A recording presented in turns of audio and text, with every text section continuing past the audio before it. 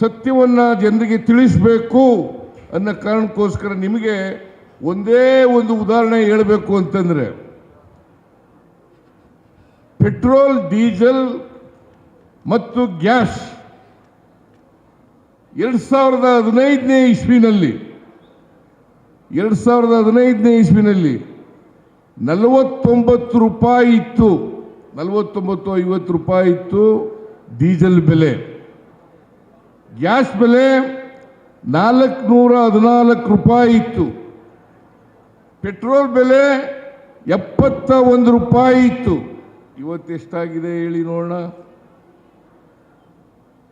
Crude oil ಬೆಲೆ ಮನಮೋಹನ್ ಸಿಂಗ್ರವರ ಕಾಲದಲ್ಲಿ $125 ಹೋಗಿತ್ತು.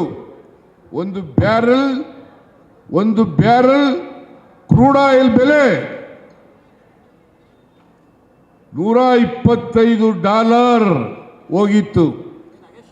ಇವತ್ತು ಒಂದು ಬ್ಯಾರಲ್ ಕ್ರೂಡ್ ಆಯಿಲ್ ಬೆಲೆ $62 ಆಗಿದೆ. ಅಂದರೆ ಸುಮಾರು ಅರ್ಧದಷ್ಟು ಕಡಿಮೆ ಆಯಿತು. ಅರ್ಧದಷ್ಟು ಪೆಟ್ರೋಲ್ ಕಡಿಮೆ ಆಗಿದೆಯಾ? ಡೀಸೆಲ್ ಕಡಿಮೆ ಆಗಿದೆಯಾ? ಗ್ಯಾಸ್ ಕಡಿಮೆ ಆಗಿದೆಯಾ? ಭಾರತೀಯ ಜನತಾ ಪಕ್ಷದ ನಿಮಗೇನಾದ್ರು ಮಾನ ಮರ್ಯಾದೆ ಏನಾದ್ರು ಕಿಂಚಿತ್ರಿದ್ರೆ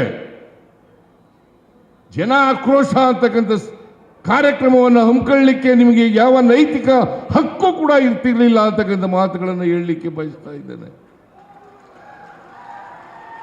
ನಾಚಿಕೆ ಆಗಬೇಕು ಅವರಿಗೆ. ಮಾನ ಮರ್ಯಾದೆ ಏನೂ ಇಲ್ಲ ಅವರಿಗೆ.